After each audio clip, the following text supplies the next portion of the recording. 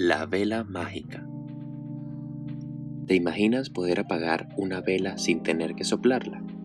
Pues es muy sencillo y no lo haremos con los dedos, lo haremos con la vela mágica. Denominamos la vela mágica al conjunto de efectos que ocurren en el siguiente experimento.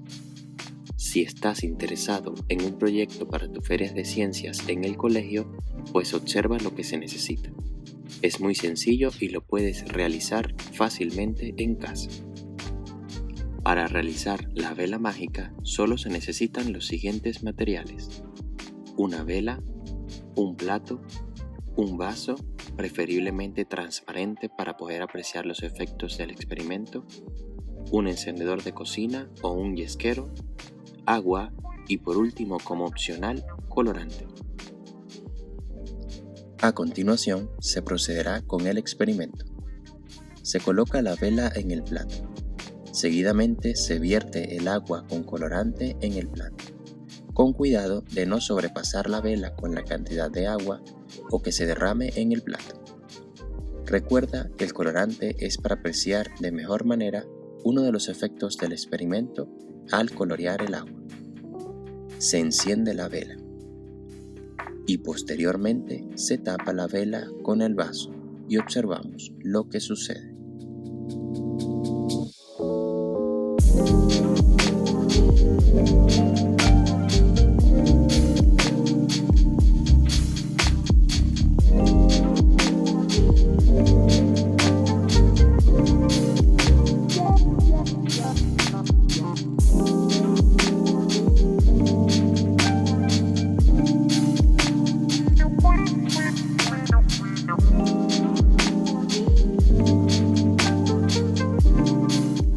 Como se ha observado, ocurrieron varios efectos durante el experimento.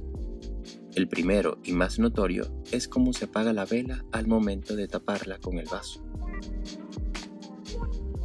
En este caso, lo que ocurre es que se agota el oxígeno presente dentro del vaso, siendo este un elemento esencial para la existencia de la llama en la vela, como se puede ver en la expresión química que explica el tipo de combustión que se presenta en el experimento.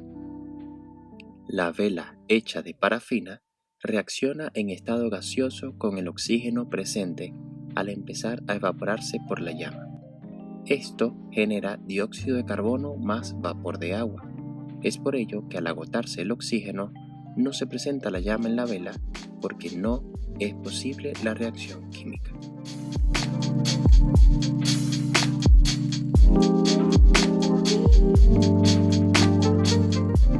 Pero este no es el único efecto que se logró ver, ¿cierto? El segundo efecto que se aprecia es cómo el agua asciende dentro del vaso a medida que la vela se va apagando. Si el vaso se coloca sin la vela encendida, el agua no ascenderá dentro del vaso, ya que todo el sistema está bajo la misma presión de la atmósfera y no existen cambios de temperatura. Sin embargo, en nuestro caso, la vela está encendida al momento de colocar el vaso. Cuando la vela se va apagando, la presión dentro del vaso va disminuyendo. La presión atmosférica exterior no ha cambiado y ahora está mayor que la interna en el vaso. Por eso se observa que se empuja el agua al interior hasta que las presiones internas y externas se igualan.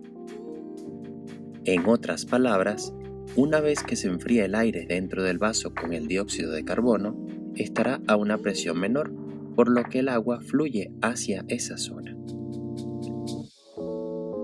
Existe una expresión para calcular la altura del agua que asciende dentro del vaso, donde H minúscula es la altura del agua antes de colocar el vaso.